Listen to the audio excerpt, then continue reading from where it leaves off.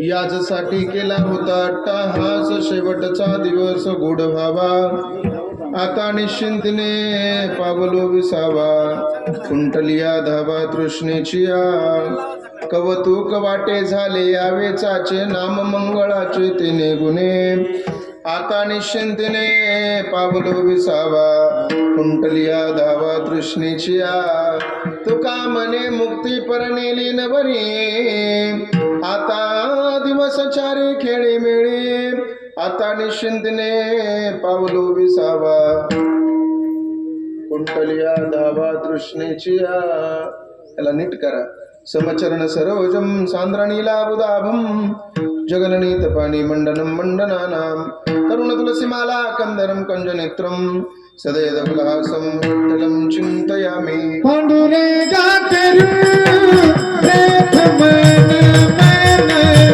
पांडुरंगा करू कथा मन मन, पांडुरंगा करू कथा मन मन, पांडुरंगा करू कथा मन मन,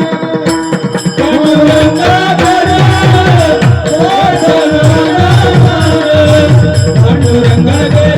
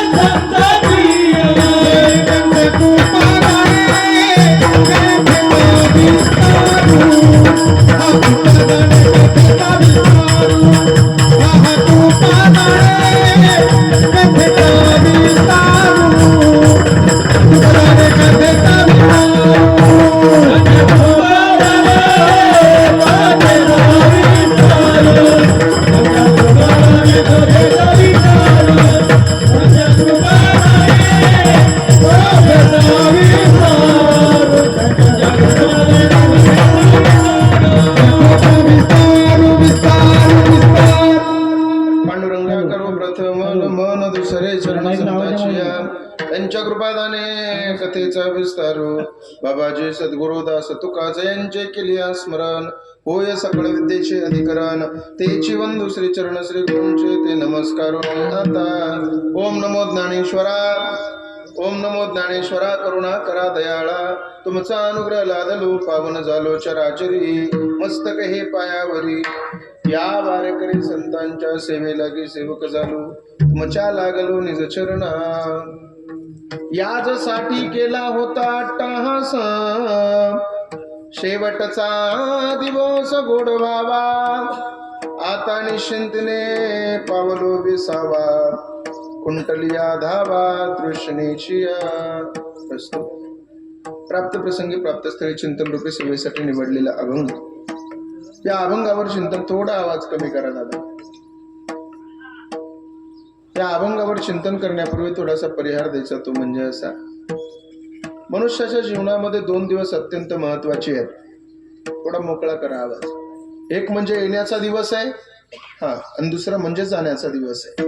ज्याला येण्याचा दिवस मिळालाय त्या प्रत्येक माणसाला जाण्याचा दिवस हा मिळतच असतो. ज्याच्या जीवनामध्ये वाढदिवस करतो, एक ना एक दिवस त्याच्या जीवनामध्ये वर्षश्राद्ध आपल्याला करावं लागतं. हा नियतीनं घालून दिलेला एक नियम आहे. इथं बसलेल्या प्रत्येकाला जायचंय. कोणाचा दिवस कधी आहे, कोणाचा दिवस कधी आहे आपल्याला सांगता येणार नाही, परंतु जाणं तर प्रत्येकाला आहे.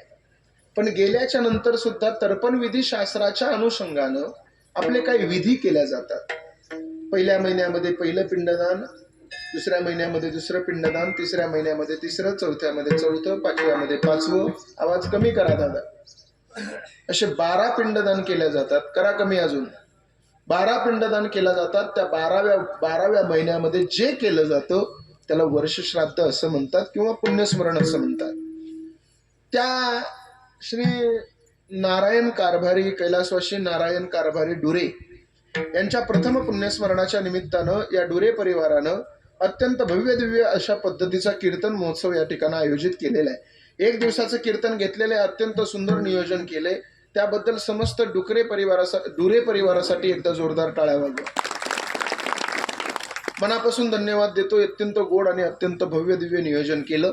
तसं पाहायला झालं तर आमच्या काय म्हणायचे तुम्ही यांना, दादा, अण्णा, तात्या, आबा, घरातली माणसं अण्णा म्हणायचे, बरोबर ना? अण्णा म्हणायचे. अण्णाला जाऊन 1 वर्ष पूर्ण झालेले. पाचवं पुण्यस्मरण आहे. अरे बापरे, माफ करा, मला वाटलं पहिलंच पुण्यस्मरण आहे काय. कारण काय झालंय माहितीये का, सकाळी आमचे बी आजोबा वारलेत, आमच्या आईचे वडील. मला तिकडे, मी आज कीर्तनाला येणार नव्हतो, परंतु आमचे आई वडील मुंबईला राहायला आहे.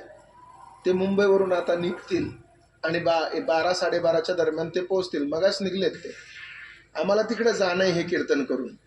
मी भरत महाराजाला सांगितलं होतं काहीतरी नियोजन लावा. भरत महाराज म्हणले एवढ्या तात्काळ काय नियोजन लावणार, तुम्ही जाऊ म्हणले, आपण 1-1.5 तास करून येऊ म्हणले. म्हणून त्या मानसिकतेमध्ये असल्यामुळं कदाचित थोडा माझ्याकडून मागा पुढे विषय झाला. 5वं पुण्यस्मरण या ठिकाण आहे. अत्यंत भव्य दिव्य अशा पद्धतीचं नियोजन समस्त या परिवारानं केलं, त्याबद्दल सगळ्यांना मनापासून धन्यवाद देतो. सेवेसाठी उपस्थित ही महाराष्ट्रातील सगळी दिग्गज मंडळी आहेत. ज्यांनी सुरुवातीची चाल गायली ते महाराष्ट्रातील नामवंत गायनाचार्य आदरणीय संगीत विशारद, संगीत अलंकार श्री तुकारामजी महाराज या ठिकाणी उपस्थित आहेत. महाराजांना मनापासून धन्यवाद देतो. त्याचबरोबर महाराष्ट्रातील एक नामवंत गायनाचार्य, आपल्या गाण्याची एक वेगळी छाप महाराष्ट्रातल्या प्रत्येक माणसाच्या हृदयावर ज्यानं टाकली. हा महाराष्ट्र, सिंधुताई सपकाळ नेहमी म्हणायच्या, हा महाराष्ट्र त्याला स्वीकारतो जो जगापेक्षा काहीतरी वेगळं करेल. जगापेक्षा वेगळं काहीतरी करेल. वारकरी संप्रदायामध्ये चाली म्हणणारी बरीच माणसं आली, पण एकाच चालीमध्ये 4 चालीला सोबत घेऊन पुन्हा मूळ चालीवर येणारा पहिला प्रयोग आमच्या संपत महाराजांनी केला. आणि तो प्रयोग एवढा सफल ठरला की आज त्यांच्यामुळे त्यांची एक वेगळी ओळख झाली आणि वारकरी संप्रदायातला प्रत्येक तरुण पोरगा हा संपत महाराजाला फॉलो करायला लागला. म्हणून महाराजांना सुद्धा मनापासून धन्यवाद देतो. तुकाराम महाराजांचं शास्त्रीय गाणं वारकरी संप्रदायामध्ये खूप मोठं नाव आहे त्यांचं सुद्धा, तितक्याच ताकते तोला मोलाचं. वारकरी शिक्षण संस्था आहे, अत्यंत सुंदर, त्यांना सुद्धा धन्यवाद. आणि सेवेसाठी उपस्थित आहात खरं तर महाराष्ट्रातील एक नामवंत मृदंगाचार्य, ज्यांच्या मृदंगाला म्हणजे पर्याय नाही. मी नेहमी माझ्या कीर्तनामध्ये सांगत असतो, माणसानं जीवन असं जगलं पाहिजे की आपल्या नावाच्या पुढे कोणाचा पर्याय नसला पाहिजे. महाराष्ट्रामध्ये असा एकमेव पखवाज वादक आहे भरत पठाडे. कधी कधी काय होतं बघा, माऊली कुटोळीचं कीर्तन रिकामं नाही का, मग चला दुसऱ्या संपत महाराजाचं घ्या. संपत महाराजाचं रिकामं नाही का, चला दुसऱ्या अक्रोड महाराजाचं कोणाचं घ्या, साठे महाराजाचं घ्या. म्हणजे आमच्या तारखी रिकामी नसल्यावर आम्हाला पर्याय आहेत, दुसरे महाराज तुम्ही बोलवता. पण भरत महाराज असा माणूस आहे की भरत महाराजाचा पखवाज ऐकणारा माणूस पुन्हा दुसऱ्याचं पखवाज ऐकण्याची त्याची इच्छा कधीच होत नाही. या माणसाला पर्याय महाराष्ट्रात शिल्लक नाही. म्हणून भरत महाराज या ठिकाणी उपस्थित आहेत. महाराजांना मनापासून धन्यवाद देतो. या परिवारामध्ये आमच्या अण्णांना 3 मुली आहेत आणि 1 मुलगा आहे, बरोबर ना? 3ही मुलींचे लग्न झालेले आहेत, मुलाचंही लग्न झालेलं आहे. अत्यंत व्यवस्थित पद्धतीने कुटुंबाची जोपासना करून आज देवाच्या घरी अण्णा जाऊन 5 वर्ष पूर्ण झालेले आहे. त्या 5व्या पुण्यस्मरणाच्या निमित्तानं हा भव्य दिव्य कीर्तन महोत्सव, कीर्तन सोहळा या ठिकाणी आयोजित केला. ज्यांच्या माध्यमातून तुमच्या सगळ्यांच्या दर्शनाचा योग आला अशा आदरणीय आपल्या गावचे श्री पवार सर यांनी मला फोन केला आणि त्यांच्या संपर्कातून 1.5 महिन्यापूर्वी त्यांनी संपर्क केला. आम्हाला कोणालाच माहित नव्हतं माझ्या कीर्तनाला वाजवायला कोण आहे, गायला कोण आहे, मला माहित नव्हतं आणि भरत महाराजांना माहित नव्हतं कीर्तन कोणाचं आहे. परंतु एवढा सुंदर योग जुळून आला की अत्यंत सुंदर. म्हणून मनापासून सगळ्यांना धन्यवाद देतो. तुमचा आणि माझा काही कोणाचा परिचय नाही. मी तुमच्यासाठी नवीन आहे, तुम्ही माझ्यासाठी नवीन आहेत, पण कीर्तन आपल्यासाठी नवीन नाही. ही गोष्ट प्रत्येकानं ध्यानात घेऊन सर्वांगाचे कान करून कीर्तन ऐका. विडाला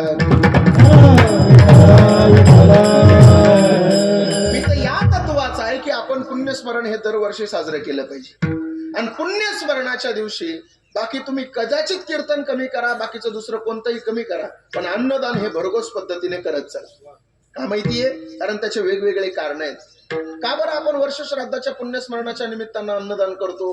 का उगा आपल्याकडे पैसा लय झालाय म्हणून करतो का? नाही. याच्या पाठीमागे शास्त्रीय कारण आहे. शास्त्रीय कारण असं आहे, ज्यावेळेस महाभारतामध्ये कर्ण धारातीर्थी पडला त्यावेळेला कर्णाला घेण्यासाठी यमदेव आले होते. यमदेव म्हणले, कर्णा चला तुम्हाला नरकात घेऊन जायचंय. पण इंद्रदेवाला बातमी कळाली की कर्णाला घेण्यासाठी यमदेव आलेले आहेत. इंद्रानं स्वर्गाची जागा सोडली, डायरेक्ट भूलोकामध्ये आले आणि इंद्रानं सांगितलं, यमा, हे कर्ण नावाचं गिराईक तुझं नाही, याला मी स्वर्गामध्ये घेऊन जाणार. कारण यानं याच्या जीवनामध्ये कधीच कोणत्याच प्रकारचं पाप केलं नाही. यानं याच्या जीवनामध्ये त्याच्या आलेल्या दारामधला कधीच माणूस रिकाम्या हाताने परत पाठवला नाही. प्रचंड दानशूर आहे हा कर्ण, धर्मनिष्ठ आहे हा कर्ण, याच्या जीवनामध्ये कधी पाप घडलं नाही. कर्ण हा माझ्यासोबत मी स्वर्गाला घेऊन जाणार. आणि कर्णाला इंद्रदेवानं हाताला धरलं स्वर्गाला घेऊन गेले. पण स्वर्गाला घेऊन गेल्याच्या नंतर दुसऱ्या दिवशी कर्ण झोपेतून उठला स्वर्गात. आणि झोपेतून उठल्यावर बघितलं सगळीकडे हिरे, माणकं, मोती असे मोठे डोंगर दिसायला लागले सोन्या चांदीचे, पण जेवायला अन्न नाही. कर्ण उठला, इंद्राच्या दारात गेला, ए इंद्रा, अरे काय तुझा हा स्वर्ग आहे? इथं सोन्याचे डोंगर दिसत आहेत, चांदीचे डोंगर दिसत आहेत, हिरे, माणक्या, मोत्याचे डोंगर दिसत आहेत, पण इथं जेवायला अन्न मिळत नसेल तर तुझा का स्वर्ग आहे का? इंद्र काय म्हणला माहितीये? कर्णा, या स्वर्गाचा एक नियम आहे, जे तुम्ही खाली करता तेच या स्वर्गामध्ये मिळतं. तुम्ही खाली पाप केलं, पाप मिळेल, पुण्य केलं, पुण्य केलं, तुम्ही दान केलं, तुम्हाला जे दान केलं ते मिळेल. इंद्र काय म्हणला माहितीये? कर्णा, तू तुझ्या जीवनामध्ये तुझ्या दरबारामध्ये सोनं दान केलंस, चांदी दान केलंस, हिरे दान केलेस, तुझ्या दरबारामध्ये तू सगळं काही दान केलंस, पण तुझ्या आयुष्यात तू कधीच अन्नदान केलं नाहीस. तू सोनं दान केलंस, सोन्याचे डोंगर आहेत, तू चांदी दान केलीस, चांदीचे डोंगर आहेत, तू जे जे दान केलं त्याचे त्याचे डोंगर तुला पाहायला मिळतील. तू अन्नदान कधी केलं नाहीस. त्यावेळेला कर्ण म्हणला, इंद्रदेवा, माफ करा मला, पण मला 14 दिवसासाठी फक्त खाली पाठवा. मला भरघोस अन्नदान करायचंय आणि अन्नदान केल्याच्या नंतर पुन्हा मी माघारी येईल.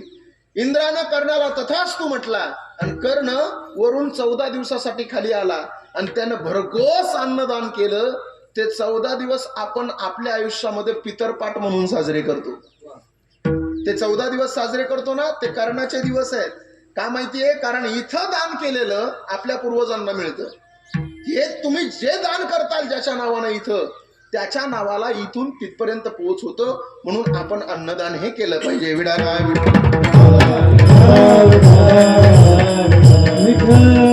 सेवेसाठी निवडलेला अभंग 4 चरणाचा, ज्यांचा अभंग सेवेसाठी निवडला त्यांचा परिचय काय सांगतो ऐका. साहित्य सोनियाच्या खाणीतून शब्द रत्नांची निर्मिती करणारे, महाराष्ट्र सारस्वताच्या मंडलावर आपल्या तत्वज्ञानाचा कळस ज्या महापुरुषाने चढवला, वेद, उपनिषद, गीता, भागवत याचं मंथन करून पंचोमेध गाथ्याची निर्मिती ज्या महाकवीने केली, पांढऱ्या भामचंद्र घोराड्या डोंगरावर साधना करून देहासकट वैकुंठागमन करून विश्वातला एक अलौकिक चमत्कार इतिहासाच्या पानावर ज्यानं सुवर्ण अक्षरानं लिहिला. इंद्रायणीच्या काठी देहू नावाच्या सुप्रसिद्ध गावामध्ये बोलोबा खडकाईच्या वंशामध्ये हे ज्ञानरत्न जन्माला आलं आणि सर्वसामान्य माणसाला मोक्षाचा देव यानपंथ ज्याच्यामुळे खुला झाला मायबाप, ते श्रीमंत संत जगद्गुरु तुकोबाराय आजच्या अभंगातून माणसाच्या जीवनाचा शेवट अर्थात त्यांच्या जीवनाचा शेवट सांगतात. जगद्गुरु तुकोबाराय म्हणतात, मी 42 वर्ष देवाची साधना केली, मी 42 वर्ष देवाचं नामचिंतन केलं, मी 42 लाखाची सावकारकी दान करून टाकली.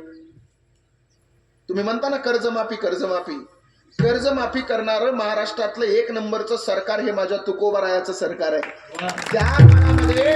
त्या काळामध्ये तुकोबारायानं 42 लाख रुपयाची सावकारी त्याचे सगळ्या वया पाण्यामध्ये बुडवून टाकल्या. महाराज, मग एवढं मोठं केलं माझ्या कशासाठी? महाराज, 42 वर्ष देवाची नामसाधना कशासाठी केली? तुकोबाराय म्हणतात, माझ्या जीवनाचा शेवट गोड व्हावा यासाठी मी 42 वर्ष देवाचं नामचिंतन केलं. याचसाठी केला होता अट्टाहास आणि शेवटचा दिवस गोड व्हावा. मग काही लोकांना विचारलं, तुकोबाराय शेवट नेमका कशाचा? शेवट जन्माचा, शेवट मरणाचा की शेवट साधनेचा? तुकोबाराय म्हणले, मरण हा माणसाच्या जीवनाचा शेवट नाही. मरण हा माणसाच्या जीवनाचा शेवट असता तर ज्ञानोबाराय नसते म्हणले, उपजेते नाशे नाशिले ते पुनरपी दिशे आणि हे घटिका यंत्र जैसे परिभ्रमेगा, जैसे जीर्ण वस्त्र सांडीजे आणि मग नूतन वेडीजे. जीर्ण झालेलं कापड जसं तुम्ही काढून फेकून देता आणि नवीन कापड तुम्ही तुमच्या अंगामध्ये परिधान करता, तसा आत्मा सुद्धा जीर्ण झालेलं शरीर टाकून देतो, नवीन शरीरामध्ये प्रवेश करतो. म्हणजे मरण हा माणसाच्या जीवनाचा शेवट नाही. मग काय माणसाच्या जीवनाचा शेवट? एक सांगू, मरण हा माणसाच्या जीवनाचा शेवट असता तर 450 वर्ष 350 वर्षापूर्वी छत्रपती शिवाजी महाराज तुमच्या आमच्या मधून निघून गेलेले असताना सुद्धा आज प्रत्येकाच्या हृदयामध्ये जिवंत राहिले नसते. मरण हा माणसाच्या जीवनाचा शेवट असता तर तुकोबाराय गेल्याच्या नंतर सुद्धा आपल्यामध्ये तुकोबाराय जिवंत राहिले नसते. मरण हा माणसाच्या जीवनाचा शेवट असता तर आज एवढ्या दिवसापासून छत्रपती संभाजी महाराज की जय म्हणणारी माणसं आपण जन्माला आलो नसतो. छत्रपती संभाजी महाराज गेले पण आजही आपल्यामध्ये जिवंत आहेत. मरण हा माणसाच्या जीवनाचा शेवट नाही. बरं महाराज, काय माणसाच्या जीवनाचा शेवट आहे? तर तुकोबाराय म्हणतात साधना संपून साध्य प्राप्त होणं म्हणजे माणसाच्या जीवनाचा शेवट आहे. माझ्या जीवनाची साधना आहे नामचिंतन आणि माझ्या जीवनाचं साध्य आहे परमेश्वर. नामचिंतन रूपी साधना पार करून परमेश्वर रूपी साध्य मला प्राप्त झालं आणि आता मी निश्चिंत झालो.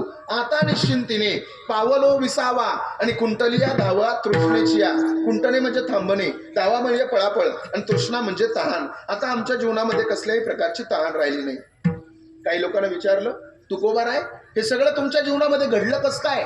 तुकोबाराय म्हणले त्याच मला कौतुक वाटायला लागलंय. कौतुक वाटे झाले या बेचाचे आणि नाममंगळाचे तेने गुणे. त्यावेळेस मी माझ्या जीवनाचं निरीक्षण करून परीक्षण केलं, त्यावेळेस मला कळालं की फक्त एका देवाच्या मंगल नामानं हे सगळं घडलं. नाममंगलाचे तेने गुणे. त्या देवाच्या मंगल नामानं माझ्या जीवनाचा शेवट गोड झाला. त्या देवाच्या मंगल नामानं माझ्या जीवनामधील चिंता संपून गेली आणि त्या देवाच्या मंगल नामानं ज्या मुक्तीसाठी हजारो वर्ष तपश्चर्या करतात साधू मंडळी, ती मुक्ती आमच्या घरची ताशी झाली. तुका म्हणे मुक्ती परनेली नवरी आणि आता दिवस चारी खेळी मिळी, असा अभंगाचा सरळ भाव आहे. विस्तृत चिंतन पाहत असताना मुखानं नाम आणि हातानं टाळे विडाला.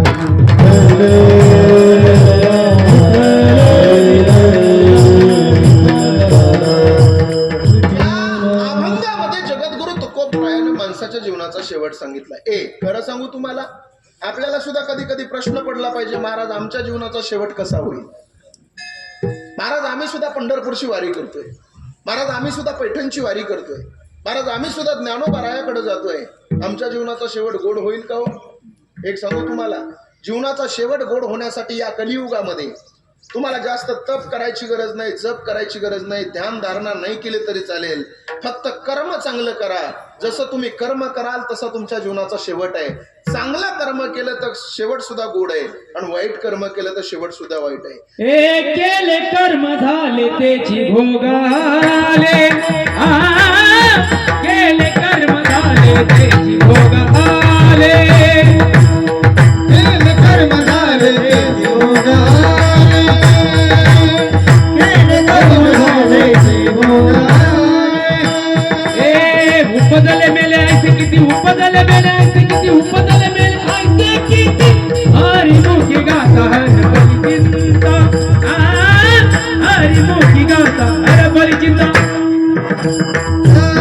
हरी मुखी गाता हर बली चिंता, हर बली चिंता.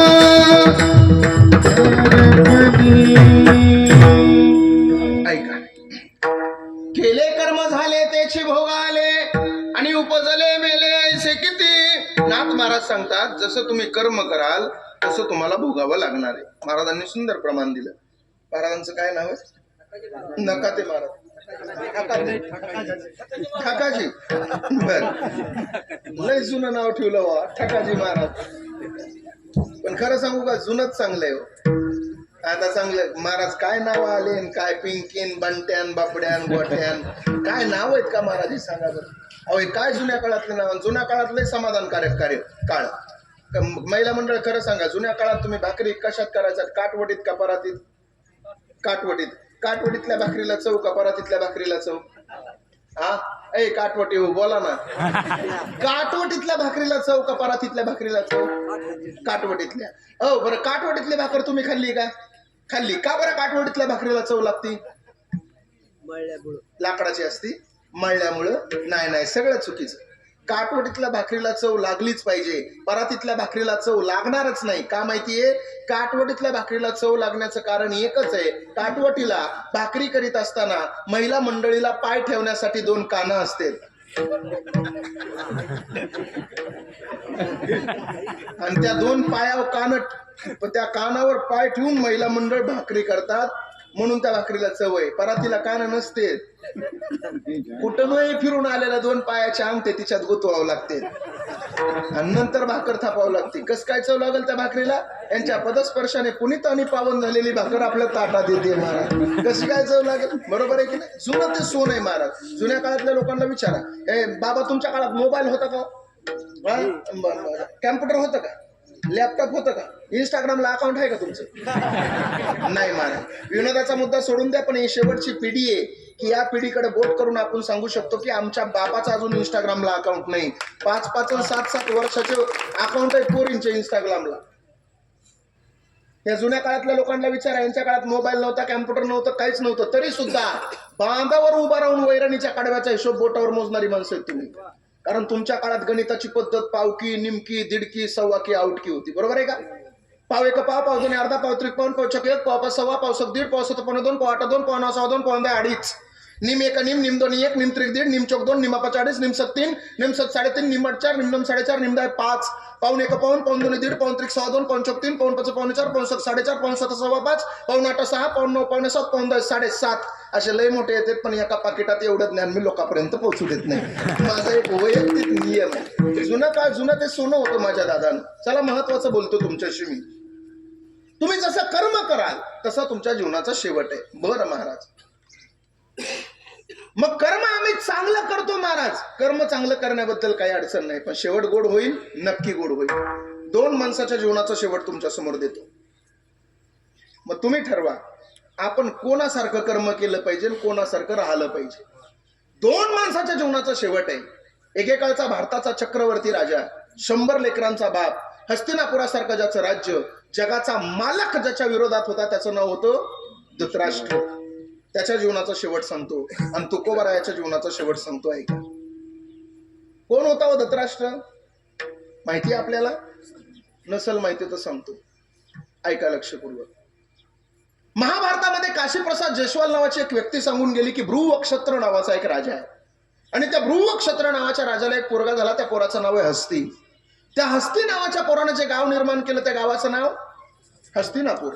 त्या गावाचं पहिलं नाव हस्तिनापूर, दुसरं नाव इंद्रप्रस्थनगर, तिसरं नाव योगिनिकपुरा, चौथं नाव सिरी, 5वं नाव किला सिरी, 6वं नाव लालकोट, 7वं नाव जहापना, 8वं नाव तुबलकाबाद, 9वं नाव मुबारकबाद, 10वं नाव फिरोजाबाद, 11वं नाव अकबराबाद, 12वं नाव देहली, 13वं नाव चिराग देहली, 14वं नाव दिल्ली, आणि 19 फेब्रुवारी 1931 ला इंग्रज अधिकारी व्हाईस ट्राय यानं तिचं नाव ठेवलं नवी दिल्ली. त्या दिल्लीचे नाव बदलले साहेब, वैभव नाही बदललं सर. त्या दिल्लीला ओम बिर्ला जिथं बसतात त्याच्या पाठीमागे एक श्लोक लिहिलेला आहे, धर्म चक्र परिवर्तन आहे, दिल्लीचं तख्त हे धर्माधिष्ठानाची वाट पाहत राहतं. मग तो भ्रुवक्षत्र नावाचा राजा, त्या भ्रुवक्षत्र नावाच्या राजाला एक पोरगाच्या पोराचं नाव हस्ती, हस्तीला पुढे एक पोरगा, त्याचं नाव नहुष, नहुषचा पोरगा ययाती, ययातीचा पुरू, पुरूचा कृकन्यम, कृकन्यमचा मतिनार, मतिनारचा सेविनार, सेविनारचा दिविरथ, दिविरथचा आदिरथ, आदिरथचा नवरथ, नवरथचा तपलिचा, तपलिचाचा वृक्ष, वृक्षाचा संवरण, संवरणला पुढे एक मुलगा झाला ज्याचं नाव आहे कुरु. म्हणून आपण सगळेजण त्याला कुरुवंश असं म्हणतो. त्यांच्याच कुलामध्ये पुढे एक मुलगा झाला ज्याचं नाव आहे प्रतीक. त्याला 3 मुलं, देवापी, बाल्लिक, शांतनू. देवापी संन्यासी झाला, बाल्लिक महाभारत युद्धामध्ये मेला, आणि शांतनू हस्तिनापुराचा राजा झाला. त्या शांतनूला गंगा नदीपासून झालेला आणि वाचलेला एक मुलगा, त्याचं नाव आहे देवव्रत. त्याला भीष्म प्रतिज्ञा केली म्हणून त्याचं नाव पडलं भीष्माचार्य. त्याची दुसरी बायको, तिचं नाव आहे सत्यवती. तिला 2 मुलं, एकाचं नाव विचित्रवीर आणि दुसऱ्याचं चित्रांगद. त्यांच्याच कुलामध्ये पुढे 2 मुलं झाली, एकाचं नाव पंडू आणि दुसऱ्याचं धृतराष्ट्र. पंडू नावाचा राजा, त्या पंडू नावाच्या राजाला पृथा नावाची एक बायको आहे, जिचं खरं नाव पृथा आहे, पण आम्ही सगळेजण तिला कुंती असं म्हणतो. त्या पृथेला विवाह कालापूर्वी एक मुलगा झाला ज्याचं नाव आहे वसुसेन. आपण सगळेजण त्याला कर्ण असं म्हणतो. आणि विवाह कालाच्या नंतर तिला 3 मुलं झाली, धर्मराज युधिष्ठिर, भीम आणि अर्जुन. तिची सवत मद्र देशातील एका राजाची मुलगी जिचं नाव आहे माद्री. तिला 2 मुलं, एकाचं नाव नकुल आणि दुसऱ्याचं सहदेव. त्यांच्याच इकडे धृतराष्ट्र नावाचा राजा, त्या धृतराष्ट्र नावाच्या राजाला एक बायको आहे जिचं नाव आहे गांधारी. त्या गांधारीचं माहेर आहे गांधार. त्या काळातलं गांधार म्हणजे अलीकडचं कंधार, अलीकडचं कंधार म्हणजे आत्ताचं कंधार, आणि आत्ताचं कंधार म्हणजे अफगाणिस्तानची राजधानी. अफगाणिस्तान सुद्धा आत्ता आहे. 1929 ला उपस्थान, नंतर उपगस्थान, नंतर अफगाणिस्तान, 1985 सार्क परिषदेची स्थापना, आणि 2002 सार्क परिषदेचा 8वा देश म्हणून अफगाणिस्तान भारताच्या पंक्तीला बसला. माझा मुद्दा तिकडे नाही, माझा मुद्दा हा आहे, 100 पुत्रांचा नाश केला कौरवांच्या, पांडवांनी. सुईच्या टोकावर बसल एवढी सुद्धा जमीन तुम्हाला आम्ही देणार नाही. सख्या भावाभावाचं वैर होतं. पांडव आणि कौरव यांच्यामध्ये वैर असताना पांडवांनी कौरवांचा नाश केला, आणि संपूर्ण कौरव, एक सांगू तुम्हाला, बऱ्याचशा लोकांना कौरवांचं वाटोळं होण्याच्या पाठीमागे सगळ्यात महत्वाचा हात शकुनीचा आहे. सगळ्यात मोठा हात शकुनीचा आहे. 100 कौरव आहेत. हा दुर्योधन एवढा बेकार होता. दुर्योधन हा वयाच्या 16व्या वर्षी अफगाणिस्तान सोडलं, वयाच्या 16व्या वर्षी हस्तिनापूर सोडलं, त्यानं अफगाणिस्तानला गेला. तिथं जाऊन त्याला जसे 100 भाऊ आहेत ना, त्या दुर्योधनाला तसे त्या दुर्योधनाला मामा सुद्धा 100 आहेत, त्या गांधारीला 100 भाऊ आहेत. त्यानं त्या हस्तिनापुराला सोडून अफगाणिस्तानला गेला आणि तिथं जाऊन त्यानं 100च्या 100 मामा जेलमध्ये जेलबंद केले आणि तिथला राजा झाला वयाच्या 16व्या वर्षी दुर्योधन. सगळ्याला 10-10, 8-8 हरभरे फुटाने खायला द्यायचा. 200-200 किलो वजनाचा मामा 35-35 किलोवर आला आणि आता मरणार. तेवढ्यात त्या सगळ्या 100 मामांनी मिटिंग घेतली. त्यातला एक चॅप्टर मामा ज्याचं नाव शकुनी. शकुनी म्हणला, हे बघा तुम्हाला हरभरे फुटाने खायला देतो ना आपला भातचा. सगळे म्हणले हो. मग तो म्हणला तुमच्या सगळ्याच्या हरभरे फुटाने मला खायला द्या. बाकीचे म्हणले आम्ही मरून जाऊ ना रे. तो म्हणला तुम्ही मेले तरी चालेल, मी जगलो पाहिजे. बाकीचे म्हणले तुम्ही जगून काय करणार. तो म्हणला मी जगून हस्तिनापुराला जाणार. शकुनी म्हणला सगळ्या भावंडाला, मी जगून हस्तिनापुराला जाणार. तिथं जाऊन काय करणार. तिथं जाऊन मी त्या दुर्योधनाचा विश्वास जिंकणार. विश्वास जिंकून काय करणार. तर शकुनीनं दिलेलं उत्तर फार सुंदर. शकुनी म्हणला त्या दुर्योधनाचा विश्वास जिंकून असे काही सल्ले मी त्या दुर्योधनाला देणार जसे त्याने माझे 100 भाऊ जेलमध्ये जेल बंद करून मारले, तसे माझ्या सुद्धा सल्ल्यानं त्याचे 100च्या 100 भाऊ मारून दाखवणार. युद्ध कौरवांचं आणि पांडवांचं, पण सल्लागार समितीवर कोण होतं. शकुनी. फक्त एकच हात फिरवायचा, भांजे दुर्योधन. त्या एका मोडक्या हातानं सगळं वाटुळं केलं महाराज. सगळ्या कौरवांचा नाश झाला. राहिले 5 पांडव. त्या कौरवांमध्ये धृतराष्ट्र एकटा शिल्लक होता, बाकी सगळे संपले. पण पांडवांनी धृतराष्ट्राला सांभाळायला घेतलं. सगळ्या पांडवांमध्ये युद्धाचा महानायक होता भीम. भीमानं धृतराष्ट्राला एवढं टॉर्चर केलं. धृतराष्ट्र जेवायला बसला की भीम समोर यायचा आणि भीम काय म्हणायचं माहितीये. हे धृतराष्ट्रा, तुझे जेवण करतोस ना, जेव तू जेव. आणि द्रौपदीला म्हणायचा, हे द्रौपदी वाढ याला. अरे माझ्या दारातलं कुत्रं जगवणं जसं अवघड नाही तसं याला जगवणं अवघड नाही. एकेकाळच्या भारताच्या चक्रवर्ती राजाची कथा सांगतोय, दंतकथा सांगत नाही. 100 लेकरांचा बाप आहे. हस्तिनापुरासारखं ज्याचं राज्य आहे, जगाचा मालक श्रीकृष्ण परमात्मा ज्याच्या विरोधात होता, त्या धृतराष्ट्राची कथा सांगतोय तुम्हाला. जेवायला बसला की भीम यायचा आणि भीम म्हणायचा, ए धृतराष्ट्रा, तुझे जेवण करतोस ना, हे जेवण म्हणजे तुझ्या लेकराच्या रक्ताच्या थेंबापासून एक एक घास बनलेला आहे. बघ खायचं असेल तर खा. असल्या बोलण्याला धृतराष्ट्र कंटाळला. भीमाला सगळं जमलं होतं, पण भीमाला बोलणं कधीच जमलं नाही. आणि बऱ्याच लोकांना बोलणं जमत नाही. बघा तुम्ही अजून चलता चलता कीर्तनाला गाडी थांबित कधी कधी आमची गावातली माणसं आणि म्हणतात, काय महाराज कुठे आज चपका. हे का चपका आहे का. काय बोलत काय सांगता येत नाही महाराज. बरं तारखी घेताना बी काही लोक तारखी मोबाईलवर घेतात. त्या 2-2 मिनिटाच्या क्लिप ऐकून तारखी घेतात. माझी विनंती इथं बसलेल्या सगळ्या पुढाऱ्यांना, 2-2 मिनिटाच्या क्लिप ऐकून कधीच तारखी घेऊ नका. कदाचित 2 मिनिटाची क्लिप तुम्ही कीर्तन करायची ऐकली तर पुन्हा युट्यूबला अर्धा तास ऐका आणि नंतर फोन करा. 2 मिनिटाचे ऐका, 2 मिनिटाला विरोध नाही, पण नुसत्या 1.5 मिनिटाच्या क्लिपावर लय गोंधळ होते. कधी कधी झोपत आहे कीर्तन. मग तुम्ही नाराज होता. 1 मिनिटात तर लय भारी बोलले होते राहून, आता तर सगळं पडलं. अजिबात नाही. एक जणांनी माझी 1.5 मिनिटाची ऐकली आणि मला फोन केला. म्हणला जय हरी बाबा. म्हणलं जय हरी. म्हणला कीर्तन आहे. म्हणलं चालेल, तारीख आहे का रिकामी. म्हणलं आहे ना. म्हणलं आमच्या वडिलाचं वर्ष श्राद्ध आहे. म्हणलं काही अडचण नाही. त्यांना फोटो मागून घेतला बॅनरला माझा. व्हॉट्सअपला मी फोटो टाकून दिला. फोटो टाकल्यावर त्याच्या वडिलाचं वर्ष श्राद्ध आणि त्यानं फोटो बॅनरवर छापला माझा आणि नाव काय टाकलं माहितीये, वैकुंठवासी माऊली महाराज कोटुळे यांचं जाहीर कीर्तन होईल. अरे म्हणलं वर्ष श्राद्ध तुझ्या वडिलाचं, वैकुंठवासी माझ्या नावापुढं का टाकलं.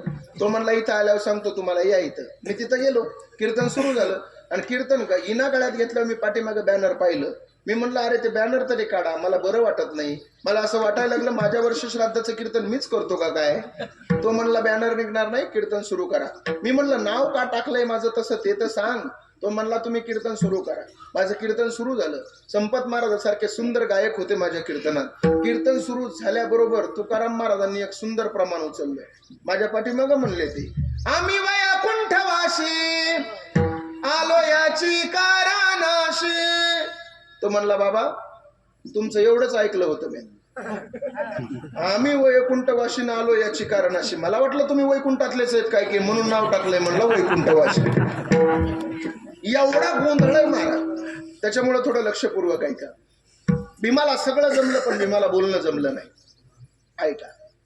भीमानं सांगितलं, धृतराष्ट्र भीमाच्या बोलण्याला कंटाळला आणि एक दिवशी त्या बोलण्याला कंटाळून धृतराष्ट्र जंगलामध्ये निघून गेला. भरत महाराज जंगलाला आग लागली. दोन्ही डोळ्यांना आंधळा होता धृतराष्ट्र. आगेपासून वाचायला जायचा ना आगेमध्ये जाऊन पडायचा. आंधळ्या माणसाला काय कळतंय कुठं आग आहे. आगेपासून वाचायला जायचा ना आगेमध्ये जाऊन पडायचा. चटके लागून लागून धृतराष्ट्राच्या जीवनाचा शेवट झाला. भारताचा चक्रवर्ती राजा आंघोळ करायला बसला तर 500 दाशा त्याला आंघोळ घालायला होत्या. एवढं ऐश्वर्य संपन्न गादीचा तो मालक होता, पण त्याच्या जीवनाचा शेवट चटके लागून लागून झाला. माझ्या तुकोबारायाकडे काही नव्हतं, काही नव्हतं तुकोबारायाकडं, तरी तुकोबारायाच्या जीवनाचा शेवट जगाचा मालक घेण्यासाठी आला. किती गोड असेल सांगतोय का विडाला.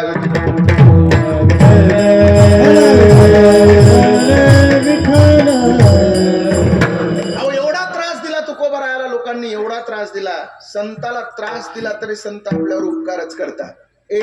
संत कोणाला म्हणायचं माहितीये तुम्हाला? काय संताची व्याख्या आहे? सोसी जगाचे सोसी जगाचे सोसी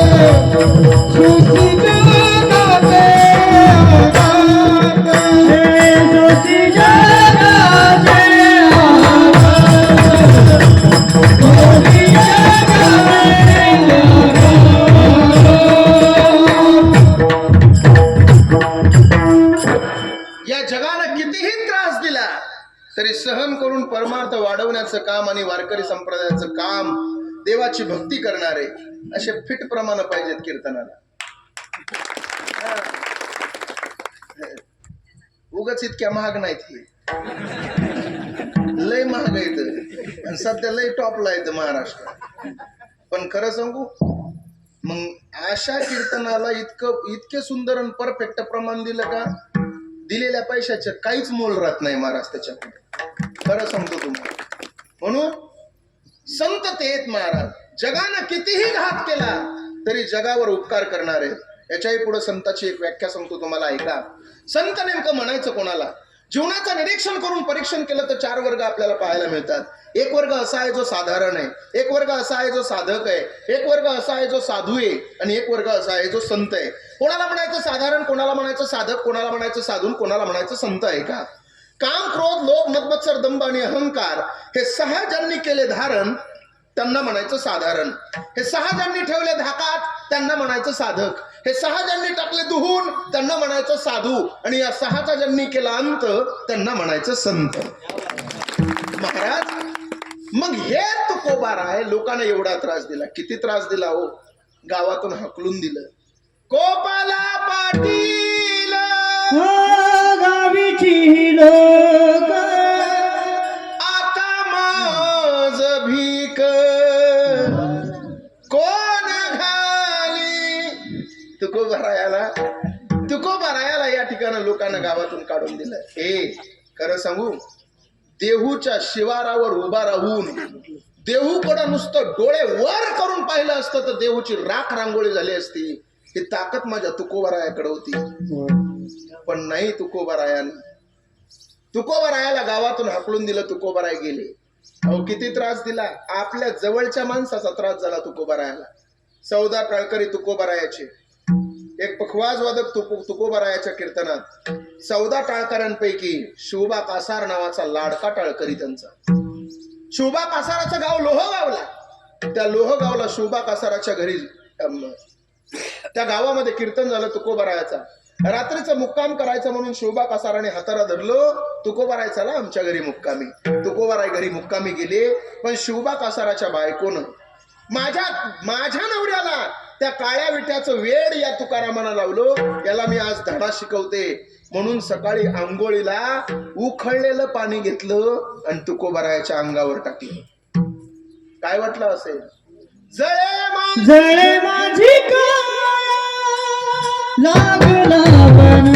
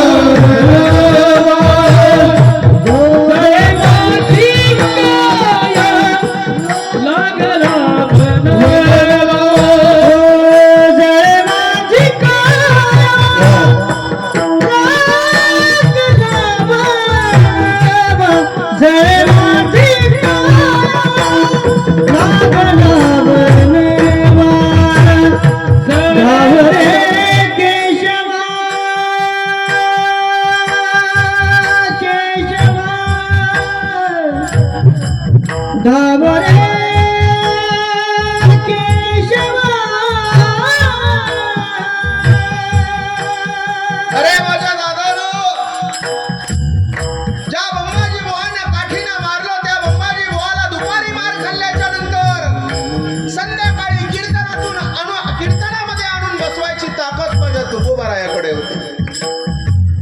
अरे छत्रपती शिवाजी महाराजांना पाठवलेला नजराणा होता, पण तो नजराणा देखील अरे हे सोनं हे आम्हाला माती समान आहे. राजे तुमचं काम धर्मासाठी तलवार हातात घेण्याचं असेल, आमचं काम धर्मासाठी लोकांच्या गळ्यामध्ये पवित्र तुळशीची माळ टाकण्याचं आहे. अरे बाबांना एवढा त्रास दिला, 4,500 अभंगाचा गाथा वाचताना आपल्याला आनंद वाटतो, पण तो गाथा तयार कसा झाला आपल्याला माहित नाही. अरे ज्या वेळेला तुकोबाराय अभंग म्हणायचे, त्यावेळेला अभंग लिहिण्यासाठी एक साधू हाताखाली होता. त्या साधूचं नाव आहे संताजी जगनाडे.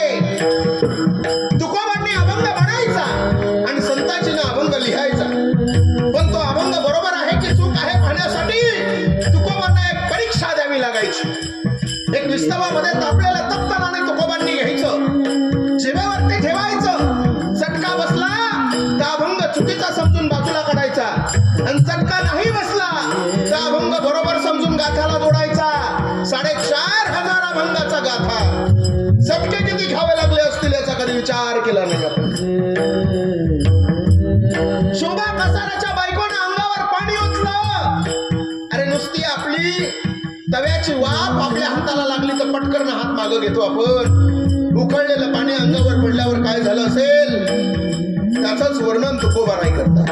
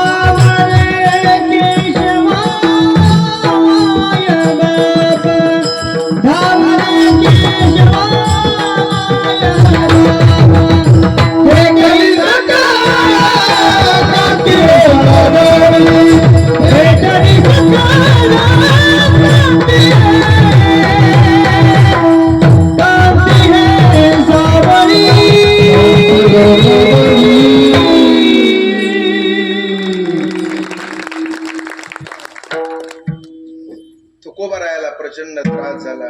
ज्या तुकोबारायाच्या भावना होत्या त्या चालीतून तुकोबारायानं देवापर्यंत पोहोचवल्या. तुकाराम महाराज अत्यंत गोड. संगीत हे फार कठीण साधन आहे. संगीत हे एकांतातलं गुज आहे. संगीत ही हृदयाची भाषा आहे. संगीत हे दोन जीवांचं मिलन आहे. संगीत म्हणजे अंतरात्म्याने परमात्म्याला दिलेले एक आलिंगन आहे. आणि संगीता वाचून प्रवास म्हणजे वृक्ष वाळवंटातून प्रवास आहे. विडाला विडाला एवढा त्रास झाला तुकोबारायाला, एवढा त्रास झाला तुकोबारायाला. महिला मंडळ तुम्हाला त्रास झाला सासरी तर माहेर आठवतं नाही का? आठवतं का नाही माहेर? लगेच माहेरला फोन करता, मला का नाही त्यांनी लय मारलंय रात्री, सांगता का नाही तुम्ही? तसं तुकोबारायाला सुद्धा माहेर आठवत. आपुल्या माहेरा जाईन मी आता आणि निरोप या संता. तुकोबारायाने माहेरला निरोप पाठवला. तुकोबारायाचं माहेर वैकुंठ आहे आणि तुकोबारायाच्या माहेरचे संत, तुकोबारायाच्या माहेरचे माणसं. तुम्ही सनकादिक संत मनविता कृपावंत, एवढा करा उपकार, सांगा देवा नमस्कार. जाऊन सांगा त्या देवाला माझा नमस्कार. तुका म्हणे माझा आठवा, मूळ लवकरी पाठवा, एवढा करा उपकार, सांगा देवा नमस्कार. देवानं तुकोबारायाचं पत्र पाहिलं आणि सनकादिकाच्या समोर देवाच्या डोळ्यातलं पाणी गालावर आलं आणि देव सुद्धा घेण्यासाठी वैकुंठावरून भूवैकुंठावर आला. म्हणून तर आपण रोज म्हणतो, पिवळा पितांबर कैसा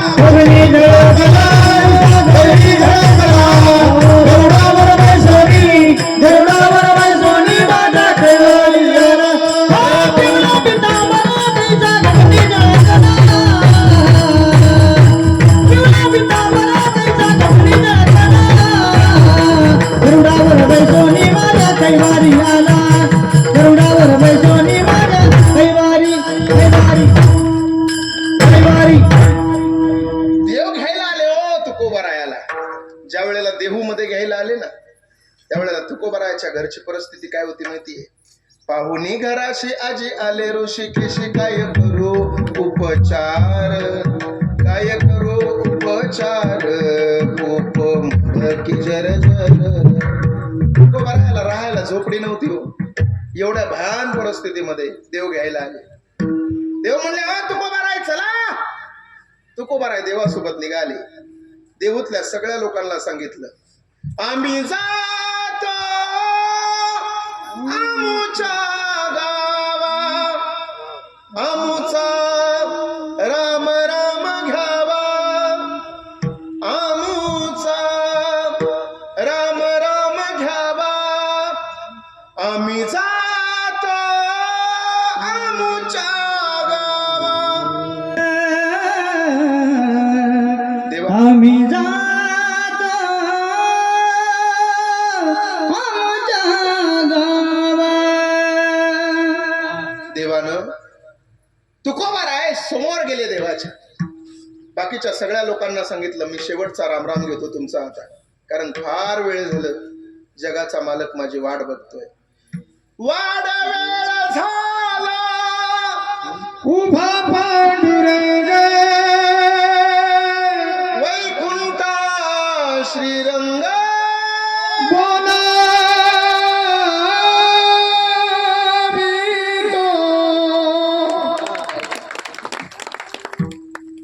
तुकोबाराय निघाले. देवाच्या विमानामध्ये तुकोबाराय बसणार. तेवढ्या सगळ्या लोकांना तुकोबारायाला त्या ठिकाणी समोर आले आणि सगळे लोक म्हणले, तुकोबाराय थांबा, आम्हाला एका प्रश्नाचं उत्तर हवंय. तुकोबाराय 42 वर्ष परमार्थ कशासाठी, 42 वर्ष नामचिंतन कशासाठी, 42 वर्ष साधना कशासाठी? त्यावेळेला तुकोबाराय म्हणतात, माझ्या जीवनाची साधना होती नामचिंतन, माझ्या जीवनाचं साध्य होतं परमेश्वर. नामचिंतन रूपी साधना पार करून परमेश्वर रूपी साध्य मला प्राप्त झालं. हा माझ्या जीवनाचा शेवट आणि तो माझ्या जीवनाचा शेवट आज गोड झाला.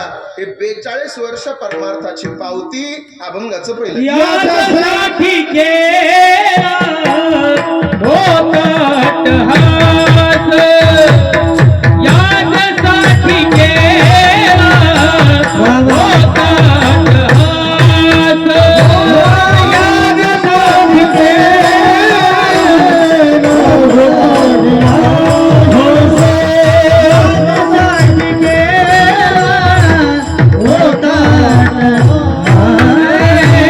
यासाठी केला भोकाट हात.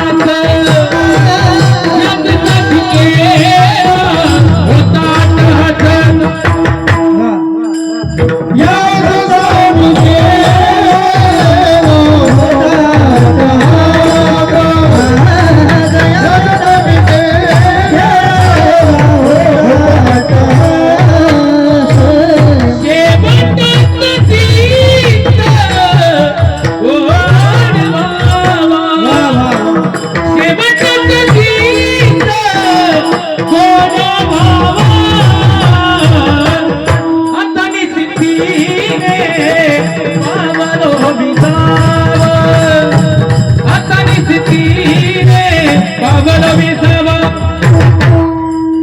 शेवटाचे सगुण बाबा शेवटाचे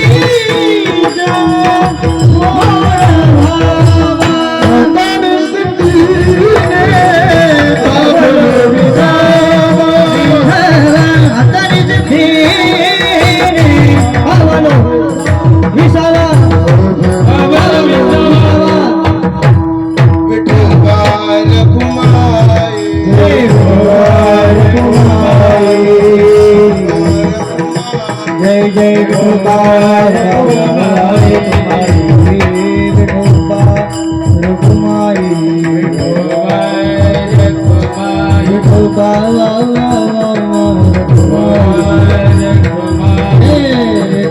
ताळी वाजा ताळी ताळी भजन करा गोपाल कुमार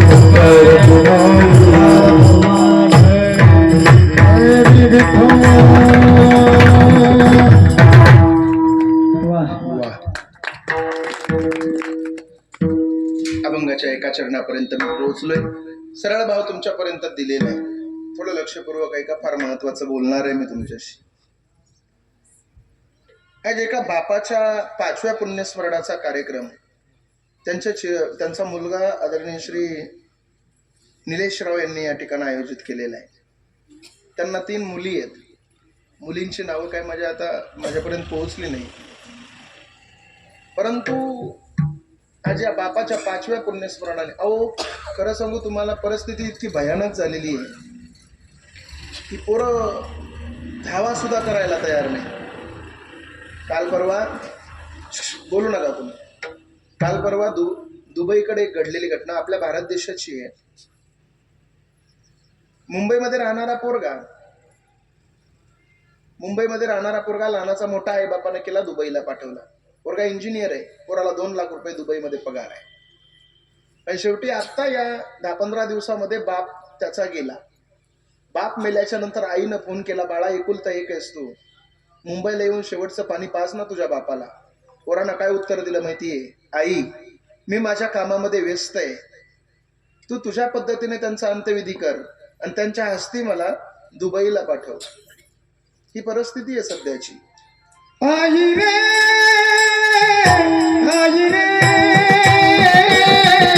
बेमान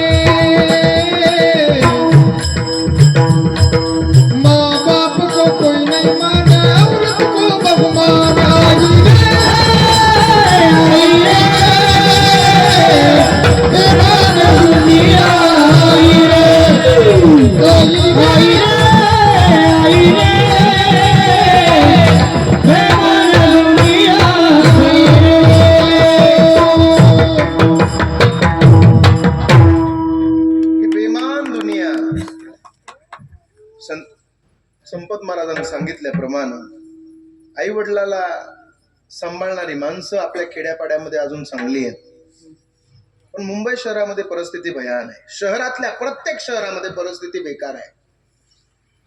आज बाप निघून जाऊन 5 वर्ष पूर्ण झालेले आहे. निलेश भाऊंच्या जीवनामध्ये भरपूर पैसा कमवतील, ते भरपूर श्रीमंत होतील, त्यांच्या जीवनामध्ये भरपूर प्रगतीपथावर जातील, पण बापाचा आधार हा त्यांना कधीच मिळणार नाही आता. कारण सांगू तुम्हाला, बाप तो बाप असतो. माझ्या दादानं बरेचसे लोक येतात आणि आईचं कौतुक करून निघून जातात, पण बाप कुठं कमी पडला आपल्याला कधी कळत नाही. मला कधीच कळालं नाही. संध्याकाळी भाकरीची व्यवस्था करणारी आई आपल्या प्रत्येकाच्या लक्षामध्ये राहते, पण आपल्या आयुष्याच्या भाकरीची सोय करणारा आपला बाप आपल्या कधी लक्षात राहत नाही. एक शेतकऱ्याचा पोरगा, शेतकऱ्यानं ऊस तोडला, ऊस तोडायला जायचा कारखान्यात, ऊस तोडून उच्चल मुकादमाची घेऊन पोराला मोठा ऑफिसर बनवला. पोरग मुंबईला गेलं. पोरग मोठ्या कंपनीचा बॉस झालं. हाताखाली 4-5 नोकर काम करायला लागले पोराच्या. एक दिवशी बापाला सहज आठवण झाली म्हणून बाप दुपारची गाडी पकडली आणि बाप मुंबईला गेला. मुंबईला गेल्याच्या नंतर विचारलं, माझ्या पोराचं ऑफिस हेच आहे का हो? बाकीचे लोक म्हणले, हो तुमच्या पोराचं ऑफिस हेच आहे. तो मध्ये खुर्चीवर फिरत्या बसणारा माझा पोरगाच आहे का हो? लोक म्हणले, हो तुमचा पोरगाच आहे. बाप बाहेरून गेला. एका वॉचमॅनने अडवलं. मळकट माझा शेतकरी बाप, कष्टकरी, मळालेले कपडे होते. तो चौकीदार म्हणाला, चौकीदार म्हणाला, वॉचमॅन म्हणाला, ओ बाबा आतमध्ये जाऊ नका, आमचे साहेब ओरडतील. त्या मळालेल्या कपड्यातल्या शेतकरी बापानं सांगितलं, आतमध्ये बसलेला तुझा साहेब माझा पोरगा आहे. त्या चौकीदारानं वॉचमॅननं बापाला हाताला धरलं, त्या माणसाला आतमध्ये घेऊन आला. म्हणला, साहेब हे तुमचे बाप आहेत का हो? पोरगा म्हणला, हो माझाच बाप आहे तो. बापाला आनंद वाटला. पोरगा फिरत्या खुर्चीवरून उठून उभा राहिला आणि बापाच्या पुढे आला. बापानं पोराच्या खांद्यावर हात टाकला. लटलट करणारा हात होता बापाचा. शेतकरी मळकट मळालेल्या कपड्यातला बाप त्या एवढ्या सूट बुटातल्या पोराच्या खांद्यावर हात टाकून काय म्हणला माहितीये? ए पोरा, तुला सुटामध्ये आणि बुटामध्ये पाहून मला प्रचंड आनंद वाटला रे. खरं सांग ना पोरा, तुझ्या शिक्षणासाठी लहानपणापासून मी किती कष्ट केले. काय रे दाद्या, या जगातला सगळ्यात मोठा माणूस तुझ्या नजरेत कोण आहे? त्यावेळेला पोरगा मोठ्या गर्वानं म्हणाला, बाबा या जगातला सगळ्यात मोठा माणूस मी स्वतः आहे. लटलट करणारा हात खाली आला आणि बापाला वाटलं की पोरगा म्हणाल माझा बाप सगळ्यात मोठा आहे, कारण माझ्या बापानं माझ्यासाठी कष्ट केलेले आहेत. पोरगा नाही बोलला. बापानं हात खाली घेतला आणि बाप निघाला. पण तेवढ्यात पोरगा म्हणला, ओ बाबा थांबा ना, का चाललात माघारी? बघा ना माझी कंपनी किती मोठी आहे. बाप म्हणला, नाही बघायची तुझी कंपनी मला. पोरगा म्हणला, का नाही बघायची? बाप म्हणला, या जगातला सगळ्यात मोठा माणूस तू ये ना, मग मोठ्या माणसापाशी माझं काही, आमच्या गरीबाचं काही काम नाही. पण पोरगा काय म्हणला माहितीये? ओ बाबा प्रश्न काय विचारला, डबल विचारा ना. आता बाप तितक्या अंतरावर उभा होता, पोरगा इतक्या अंतरावर उभा होता आणि बाप म्हणला, ए पोरा सांग ना, जगातला सगळ्यात मोठा माणूस कोण आहे? आता पोरानं बोट बापाकडे केलं आणि बापाला म्हणला, बाबा या जगातला सगळ्यात मोठा माणूस म्हणजे माझा बाप, म्हणजे तुम्ही आहेत. बाप म्हणला, काय रे माझी समजूत काढतो का? आता तर म्हणला या जगातला सगळ्यात मोठा माणूस मी आहे आणि आता म्हणतो बाप आहे म्हणून माझी समजूत काढतो का? पोरगा म्हणला, नाही हो बापा, नाही हो बाबा. पहिल्यांदा ज्या वेळेला तुम्ही प्रश्न विचारला ना बाबा, त्यावेळेला तुमचा हात माझ्या खांद्यावर होता. ज्यावेळेस बापाचा हात पोराच्या खांद्यावर असतो ना, त्यावेळेस जगातला सगळ्यात मोठा पोरगा हाताचा पोरगा असतो. आणि बाबा आता तुमचा हात माझ्या खांद्यावर नाही ना, म्हणून आज माझ्यासाठी जगातला सगळ्यात मोठा माणूस तुम्ही आहात. जोपर्यंत बापाचा हात आपल्या खांद्यावर आहे तोपर्यंत आपल्या एवढं मोठं कोणी नसतं. पण ज्या दिवशी आपल्या बापाचा हात निघून जातो ना, त्या दिवशी लोक सुद्धा आपल्याकडे वेगळे नजरेने बघायला सुरू करतात. पोरींनो, खरं सांगू तुम्हाला, इथं बसलेल्या प्रत्येक पोरीला सांगतो, पोरींनो, तुम्हाला वाटत असेल तुमच्या जीवनामध्ये तुमचा प्रियकर तुमच्यावर सगळ्यात जास्त प्रेम करत असेल, चूक. तुम्हाला वाटत असेल तुमचा नवरा तुमच्यावर सगळ्यात जास्त प्रेम करत असेल, अत्यंत चूक. तुम्हाला वाटत असेल तुमचा भाऊ तुमच्यावर सगळ्यात जास्त प्रेम करत असेल, पण पोरींनो खरं सांगू, तुमच्यावर जर सगळ्यात जास्त कोण प्रेम करत असेल तर एकच व्यक्ती, तो म्हणजे तुमचा बाप आहे. ही गोष्ट प्रत्येकानं ध्यानात ठेवा. पोरगी मला आहे, पोरगी भरत मला आहे, पोरगी तुम्हाला आहे. पोरगी आम्हाला इथं बसलेल्या सगळ्यांना पोरगी आहे. पोरीवर जेवढा बापाचं प्रेम आहे ना, तेवढं जगात प्रेम बापाचं कोणावर नाही, अजिबात नाही. आणि पोरींनो, तुमच्यासाठी माहितीये, तुमच्यासाठी तुमचा बाप किती समर्पण करतो माहितीये? 1 नंबरची प्रतिष्ठा आहे तुमच्या बापाची गावामध्ये. 1 नंबरची प्रतिष्ठा आहे तुमच्या बापाची गावामध्ये. तुमच्या गावातला सप्ताह असेल, मोठा कार्यक्रम असेल, तुमच्या बापाला विचारल्याशिवाय तुमचं गाव करत नाही. तुमच्या एका शब्दाला, तुमच्या बापाच्या एका शब्दाला किंमत आहे. तुमचा बाप पंढरपूरची वारी करणार आहे, गळ्यात पवित्र तुळशीची माळ घालणार आहे. पण पोरींनो, कधी कधी लायकी नसणाऱ्या जावयाच्या सुद्धा पायावर तुमच्या बापाला तुमच्यासाठी डोकं टेकावं लागतंय. एखादा पेताड जावाई दुर्भाग्यानं एखाद्या बापाला भेटला, सगळं गाव एका शब्दावर ऐकतं त्या बापाच्या, पण पिणारा जावाई मात्र माघारी बोलतो ना, त्यावेळेला लेकीसाठी पिणाऱ्या जावयाच्या सुद्धा पायावर डोकं टेकावं लागतं प्रतिष्ठावान बापाला. परंतु बापासारखं प्रेम आपल्यावर कोणी करत नाही. तुमच्या बापाचं प्रेम पाहायचं असेल, तुम्ही एक काम करा, एकुलता एक भाऊ सोबत घ्या तुमच्या. त्या भावाच्या हाताला धरा, कपड्याच्या दुकानात जा. कपड्याच्या दुकानामध्ये गेल्याच्या नंतर तुमच्या लक्षात येईल, एकुलत्या एक भावाच्या कपड्याची किंमत तुमचा बाप दुकानदाराला 10 वेळेस विचारेल. पोरींनो, पण तुमच्या कपड्याची किंमत तुमचा बाप दुकानदाराला कधीच विचारणार नाही, कारण त्याला माहितीये माझी चिमणी एक दिवस माझं घर सोडून निघून जाणार आहे. जगाच्या बाजारात बापा इतकं प्रेम कोणी करू शकत नाही आपल्यावर. कधीतरी बघा त्याची विखुरलेली दाढी, कधीतरी बघा त्याचे वाढलेले केस, कधीतरी त्याचे बघा भोकं पडलेलं बनेलाला, कधीतरी त्याची टाचा झिजलेली चप्पल बघा. तुमच्या बापाला तुम्हाला बघायचं असेल तर संध्याकाळी झोपताना तो ज्या उशीवर मुंडकं टेकून झोपतो, सकाळी उठल्याबरोबर ती उशी चेक करा. ती उशी अर्धी भिजलेली असते. ज्या वेळेला घरावर संकट असतं ना, त्यावेळेला त्या संकटाच्या काळामध्ये ढालीसारखा उभा राहतो आपला बाप, पण झोपताना मात्र सगळ्यात जास्त गुरा ढोरासारखा रडतो आपला बाप. समाजाच्या समोर त्याला रडता येत नाही का? कारण सगळ्या कुटुंबाला आधार द्यायचा असतो. सगळ्या तो जर रडला तर सगळं कुटुंब खचून जातं, पण रात्री मात्र उशीमध्ये मुंडकं खुपसून रडतो तो आपला बाप असतो. ए पोरींनो, बापासारखं प्रेम आपल्यावर कोणी करू शकत नाही. तुम्हाला तुमच्या बापाचं बघायचं असेल, तुमचा बाप तुम्हाला बघायचा असेल तर तुम्ही एक काम करा. रानातून काबाड कष्ट करून तुटलेली चप्पल असते त्याची, ती चप्पल सुतुळीनं बांधतो, पण नवीन चप्पल घेण्याचं धाडस करत नाही. टाचा झिजलेल्या आहेत ना, त्याच्या पायामध्ये जर काटा मोडला तर त्या टाचाचं रक्त त्या चपलेला लागतं. ती चप्पल रक्ताळलेली कधीतरी बघा. त्याच्या पायामध्ये काटा टोचला तरी सुद्धा त्यानं कधी विचार केला नाही, पण आपलं भविष्य घडवण्याचं काम आणि त्याने पूर्णपणे प्रयत्न केला. कधीतरी त्याच्या बनेलला पडलेले भोकं बघा. आपल्या आयुष्यामध्ये एक एक एक एक आपल्या आयुष्यातला प्रत्येक क्षण सुखाचा साजरा करण्यासाठी त्यानं त्याचं आयुष्य संपूर्ण बर्बाद करून टाकलं. कधीतरी बघा, अरे त्याची चप्पल तुटली तर त्यानं नवी चप्पल घेतली नाही, परंतु तुम्हाला शाळेसाठी 2,000 रुपये लागत होते, या कोपरीच्या खिशातून 2,000 काढून देऊन टाकले तुम्हाला. अरे बनेल फाटली त्याची, त्यानं बनेल कधी नवी घेतली नाही, फाटलेली बनेल महिनाभर वापरली त्यानं. पण शाळेसाठी नवीन ड्रेस लागतो ना, माझ्या पोरीला ड्रेस पाहिजे ना, 5,000 रुपये दिले काढून आणि ड्रेस घेतला. पोरींनो, तुमचं लग्न जमवायचं होतं ना, त्यावेळेला तुम्हाला खूप चांगलं स्थळ आलं बघायला. एखाद्या पोरीचं लग्न जमवायचं असेल तर तिला बघायला चांगलं स्थळ येतं. बैठकीमध्ये बाप बसलेला असतो, त्या स्थळाची ते चांगली लोक हुंड्याची मागणी जर केली ना त्यांनी, बाप बैठकीतून उठतो, किचन रूम मध्ये येतो आणि पोरींनो तुमच्या आईला बाप काय म्हणतो माहितीये तुमचा? ए होय ग, आवडली का तुला जागा? बाप आई काय म्हणते माहितीये? मालक, जागा तर आवडली खरी, पण हुंडा किती म्हणते? बाप काय म्हणला माहितीये? ए पोरी, बायकोला म्हणला ऐक ना, अगं हुंड्याची नको चिंता करू, ते खाल्लं तुकडं 2 एकरचं ना, ते विकून टाकू आपल्या पोरीसाठी. 2 पोरं असते तर वाटण्या नसत्या करावं लागल्या, 3 पोरं असते तर वाटण्या नसत्या करावं लागल्या. अरे मग माझी पोरगी आहे ना, माझी लक्ष्मी आहे ना, माझी लक्ष्मी सुखात नांदली पाहिजे, म्हणून तुमच्यासाठी काळ्या आईच्या पदराला हात घालतो तो तुमचा बाप असतो. म्हणून जोपर्यंत बाप जिवंत आहे तोपर्यंत त्या बापाची काळजी घ्या. जोपर्यंत बाप जिवंत आहे तोपर्यंत बापावर प्रचंड प्रेम करा. जोपर्यंत आई आणि वडील घरामध्ये तोपर्यंत पंढरपूरची एक वारी कमी केली तरी चालेल, पण आई आणि बापापर्यंत तुम्ही पोहोचा, त्यांच्या हृदयापर्यंत पोहोचा. वयाच्या मानानुसार त्यांच्या बुद्धीत फरक पडतो. सगळेच मुलं चुकीचे आहेत असे म्हणत नाही मी. बऱ्याचदा म्हातारी झालेली माणसं सुद्धा बुद्धिभ्रष्ट होते, बुद्धीमध्ये कमी फरक पडतो.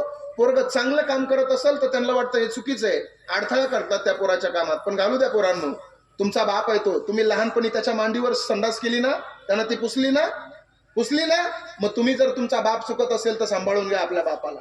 आपली आई चुकीचं बोलत असेल, बोलू द्या, वय झालं तिचं, आता बोलणारच आहे ती. बायकोला समजून सांगा आपल्या, आई आणि बापाचं वय झालंय, बोलतील चुकीचे शब्द 1-2 बोलतील, सांभाळून घेणं हे आपलं काम आहे.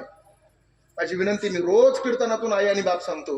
माझ्यामुळं अनेक कुटुंब, जवळजवळ आजपर्यंत 7-8 कुटुंब मुलं आईवडिलापासून वेगळी आहेत. जवळजवळ 10-10 वर्षाचे कुटुंब, एकुलता एक मुलगा आईवडिलापासून वेगळा आहे, असे 5-6 कुटुंब मी एकत्रित बसवण्याचं काम केलेलं आहे. सांभाळा ना. अरे त्यांनी आपल्याला जन्म दिलाय, त्यांनी आपल्याला पदरात घेतलंय, लहानाचं मोठं केलंय ना. ज्या वेळेला म्हातारपणी होतो ना त्यांचं, त्यावेळेला बुद्धी वेगळीकडे प्रवास करत असली तरी आपण त्यांना सांभाळून घेतलं पाहिजे.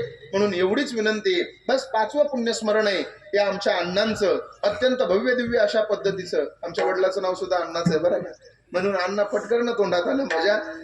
5वं पुण्यस्मरण आहे अण्णांचं. या ठिकाणं म्हणून अण्णांना पुनश्च एकदा पांडुरंग परमात्मा चरणाजवळ जागा दिलेलीच आहे, पण या परिवाराला विनंती आहे जेवढं तुम्हाला भरघोस अन्नदान करता येईल तेवढं भरघोस अन्नदान तुम्ही करा. तुम्ही करतच आहात. पुनश्च एकदा मनापासून धन्यवाद देतो आणि झालेली कीर्तन रूपी सेवा पांडुरंग परमात्म्याच्या चरणी समर्पित करून याच ठिकाणी सेवेला विराम. काय चुकलं असेल तर माझं मला परत करा. जे चांगलं असेल ते नक्की घरी घेऊन जाण्याचा प्रयत्न करा. मला पुढं थोडंसं महत्वाचं काम असल्यामुळं याच ठिकाणी मी थांबतोय. ज्ञानेश्वर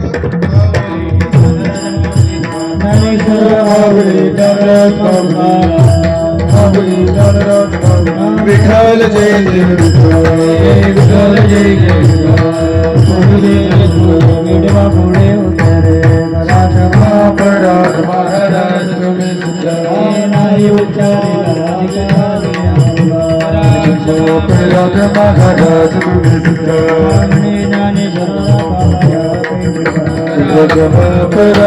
महाराज तुम्ही